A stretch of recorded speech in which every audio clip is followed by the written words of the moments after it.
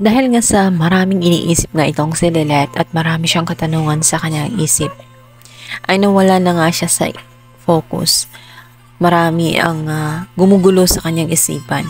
Kung kaya't sa hearing nga ni Nanay Chato ay bigla siyang na-distract, natulala, nawala sa focus. Kung kaya't hindi niya na ipagtanggol ng maayos itong si Aling Chato. Nasaktan si Aling Chato dahil nangako nga itong si Lilet na gagawin niya ang lahat ng kanyang makakaya. Ngunit sa kanyang mga nakakita doon sa harapan ay tela nawawalan na nga siya ng pag-asa na makakalabas pa siya sa kulungang iyon. Hindi na nga ba niya makakasama itong silanggay? Pagdag pa ngayon sa kanyang isipan, itong sinabi ni Patricia na manang-manas siya sa kanyang ina. Tela ba may alam si Patricia tungkol sa tunay niyang pagkatao at sa tunay niyang ina?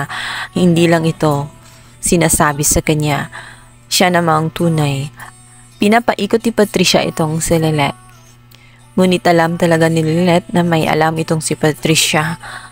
Subukan niya itong tanungin, subalit binabastos lamang siya ni Patricia. Dito naman ay papayuhan siya ng kanyang tinang na kung ano mang gumugulo sa kanyang isipan ay wag na niyang alalahanin at kung ano mang kulang ang nandyan sa kanyang puso ay wag na niyang hanapin.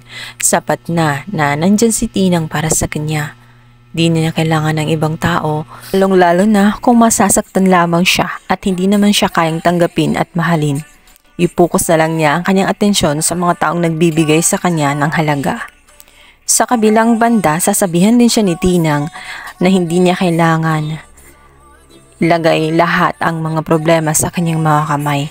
Maaari siyang humingi ng tulong dahil hindi lang dapat sinasarili ang lahat. Dahil mahihirapan lang siya.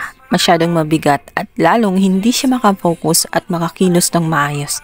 Kung kaya't makapag-isip na nga ito ang si Lilet na tanggapin na nga lang ang inaalok na tulong nito ang si Bonnie na handang-handa namang tulungan siya dahil nakita ni Bonnie na nahihirapan na rin siya.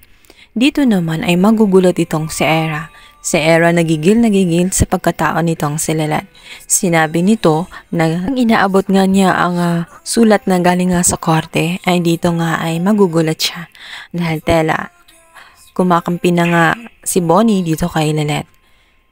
At dito ay kinu-question niya ngayon itong si Bonnie kung talaga bang sigurado siya at napakalaking insulto umano na isang kagaya ni Lilet ang ipapalit niya sa kanyang pwesto dito kay Bonnie. Hindi matatanggap ni Era ang katotohanan dahil nais nga niyang i-prove ang worth niya na mas deserving siya kung ikumpara dito kay Lilet. Sigurado ba daw siya na itong si Lilet na ilalampaso lang naman niya sa korte ang siyang kakampihan niya. Subalit magugulat siya dahil matutuklas siya niya na hindi lang pala si Lilet ang makakaharap ni Era kundi maging itong si Bonnie dahil ngayon ay maging kakampi na nga ni Lilet itong si Bonnie.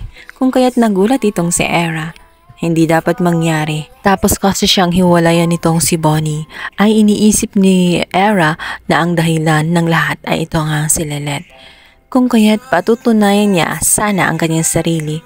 Kaya naman nang malaman niya na may kasong dinadala itong si Lilet, ngayon ay sa kabilang panig siya papanig at dito'y ipapakita niya na mas magaling nga siya dito kay Lilet.